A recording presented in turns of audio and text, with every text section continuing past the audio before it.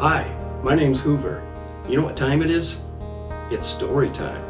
And I got a great story for you. It's called The Cave. So sit back and relax. Get yourself in a story time frame of mind. And go back with me in time. Way back in time. Back to a time when there was no TV, computers, TikTok, or Instagram. Back to a time when there were kings. In fact, the kings of Israel.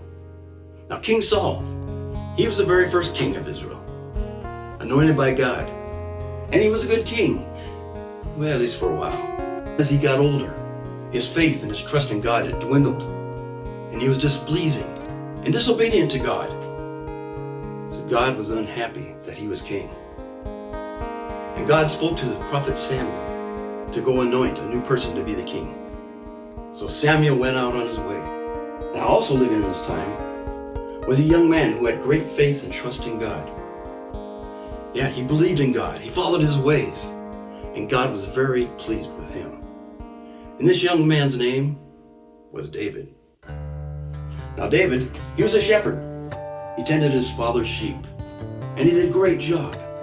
And Samuel was led to go to his home. And when he found David, he knew that this is the guy that he was supposed to anoint. So he anointed David to be the new king. So he went on his way, and David, he stayed working for his father, being diligent day in and day out. And one day his faith was really tested when he faced this huge giant by the name of Goliath. You probably know this story. But Goliath, he was like almost 10 feet tall. He was huge. He was in front of his army, the Philistine army, and they were facing the Israeli army. And he was out there mocking God, mocking his people, and just defying God. But David heard him one day, and he says, "Isn't anybody going to fight this guy?" Everyone goes, "Yeah, what, did you see him? No way, yeah. I'll take him on. God will deliver him into my hands." They say, "Okay, go ahead, it's your funeral." So David goes out to fight Goliath. He takes his slingshot, the type you swing around your head. Not one of these things you go like that. But he has a rock, he puts it in a little pouch. He's swinging it around his head. He's going out there. The giant sees him going, "Whoa, what's this coming out to face me?" He's swinging around, and he's going faster and faster, and he lets it fly right at Goliath, and it hits him right in the head. Boom!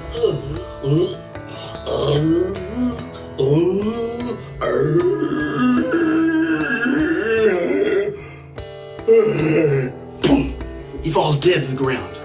And the Israeli army, they chase the Philistines all over the country. They defeat them. It's a great victory.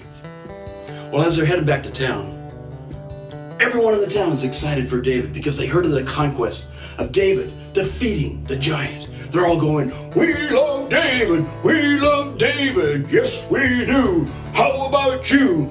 We love David, hoo, ha, we love David, hoo, ha." Yeah, the whole town's excited. Everyone's loving David, except the king. He didn't like all this praise of David. Days go on, they're still telling stories. He's hating David. He wants to kill him, in fact. And one day, David's in the palace. And he's in there because he was hired to play his harp.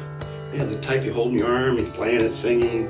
Because the king would have these fits of anger. An evil spirit would come upon him. And David was brought in to play his harp. And it was supposed to ease his tension, make him feel better. So there he was, playing his harp, but it wasn't working too good this day because King Saul was getting angry and more angry, filled with rage and jealousy. He picks up a spear, tries to hit David with it, throws it. Whoosh! Fortunately, David sees it coming. "Whoa, woo! I was close. I better come back another day." So then he comes back on another day. And the same thing happens. He's playing his harp, and the king's angry, wants to kill him, throws a spear. Whoosh! Whoa, woo! Okay, this king dude has some serious problems. I gotta get out of town. But David has a whole bunch of men that want to follow him, to be his soldiers and his protector. So all these men, they head out of town to hide from King Saul because he's going nuts. So they go out and hide in the wilderness. So the king's filled with rage, looking for David. I'm gonna kill that man, I'm gonna kill him. So he's looking everywhere. No one knows where he's at, but he's out in the wilderness somewhere. One day, he comes back from a battle. And his men come running up to him. Hey king, we know where David is. He's in the desert of En-Gedi." "What'd you say? Who's eating what?" We didn't say anyone's eating anything. David, he's in the desert of En-Gedi." "Oh, En-Gedi. I thought you said spaghetti. I don't even know what that is." "En-Gedi, yes, I know where that is.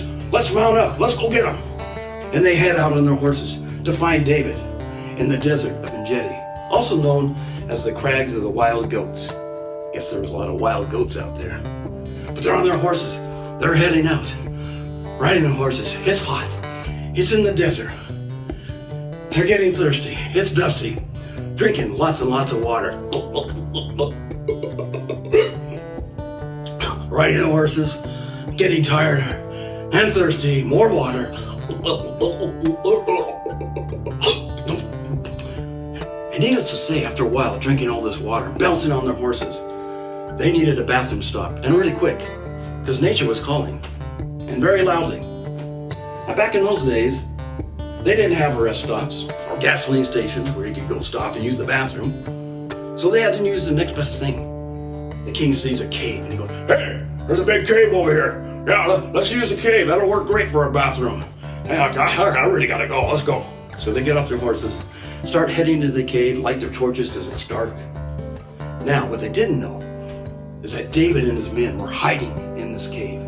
This was their hideout. But they see King Saul and his men walk into the cave, and they go, "Hey, it's King Saul. It's King Saul. Okay, we gotta hide. We gotta get farther into the cave.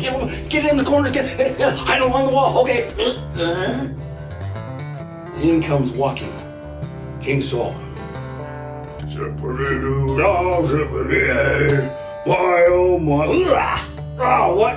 Oh, Huey. Oh, bats. Bat guano. I hate bats. Guys, watch out for the bat guano. It's all over the place. What a stinky mess. Yeah. So he heads farther in. Oh, this is a good spot. Finds a big rock. And he's going to put his robe on it. So he takes his robe off, puts the robe there, heads a little farther into a corner. Ugh, stinking bats. As he's there, David's men are over in the corner. They're watching. They say, David, God has delivered him into your hands. This is your big chance. Go, get him, kill him.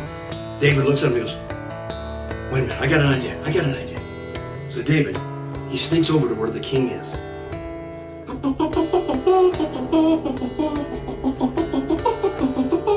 But he doesn't go where the king is. He goes to where he put his robe. He takes out his knife, and he cuts off a piece of his robe down at the bottom. Holds it up.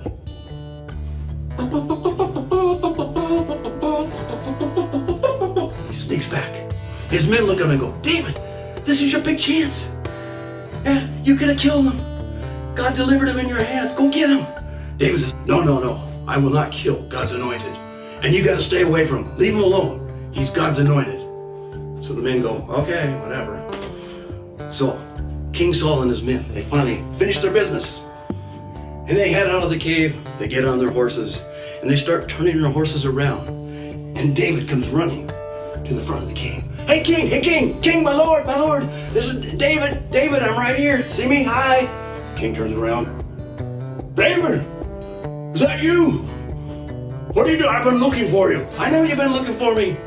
Yeah, you wanted to kill me. You want to harm me. You think I want to kill you, but I don't want to kill you. I was in that cave right there. What?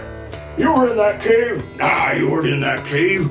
I would have saw you. No, I was in there. My men were with me. They said that God delivered you into my hands, and I wouldn't kill you.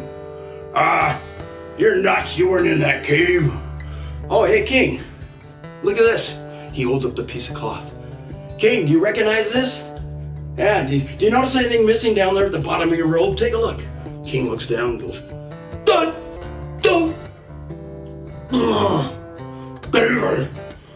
David goes, see, I was in there. My men wanted me to kill you, but I wouldn't kill you because you're God's anointed. The king goes,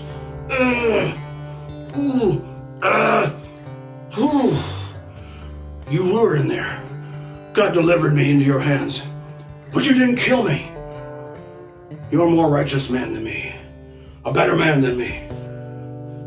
Tell you, David, someday, surely you will be the king of Israel. I just ask that when you become king, that you make me a promise that you'll never forget my family and treat them well and never cut them off and never wipe out my name. Saul turns his horse around. They all head away. David did make him that promise that day at the cave.